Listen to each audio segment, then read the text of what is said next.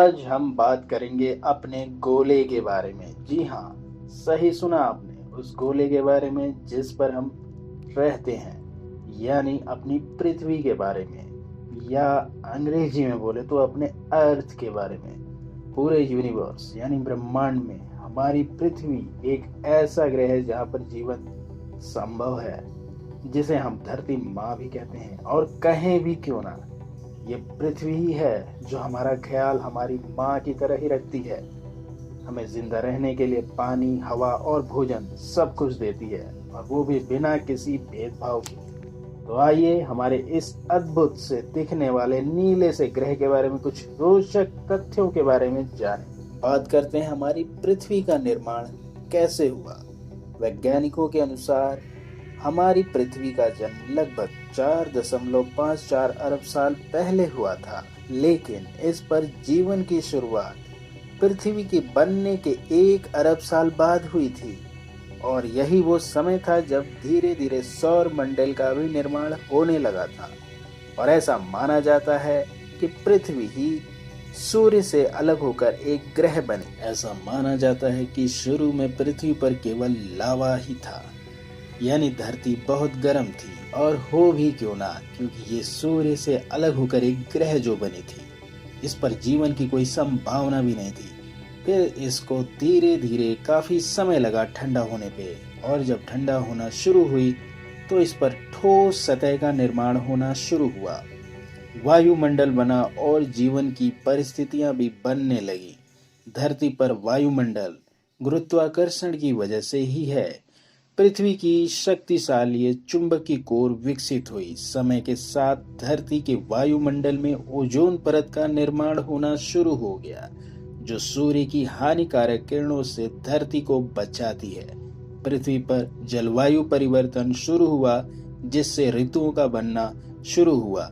धरती पर 3 ऋतुएं हैं, गर्मी, सर्दी और वर्षा। अब बात करते हैं कि हमारे ग्रह पर पानी की उत्पत्ति कैसे हुई।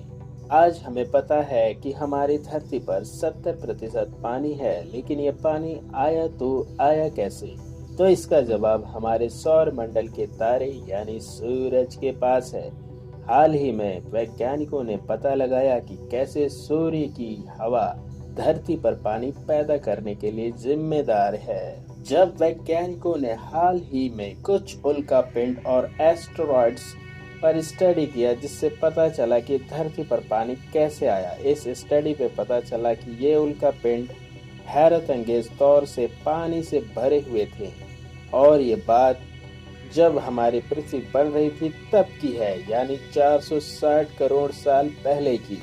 पानी लेकर उल्कापिंड और एस्टेरॉइड्स हमारी पृथ्वी से टकराए, जिसकी वजह से हमारे पृथ्वी पर पानी टिक गया और धरती के बदलते मौसम से पानी की मात्रा बढ़ने में मदद मिलती गई। तो धरती पर पानी लाने के लिए सबसे बड़ी वजह उल्कापिंड्स और ये एस्टेरॉइड्स ही हैं। अब बात करते हैं पृथ्वी की आंतरिक संरचना यानी इसके इंटरनल स्ट्रक्चर की।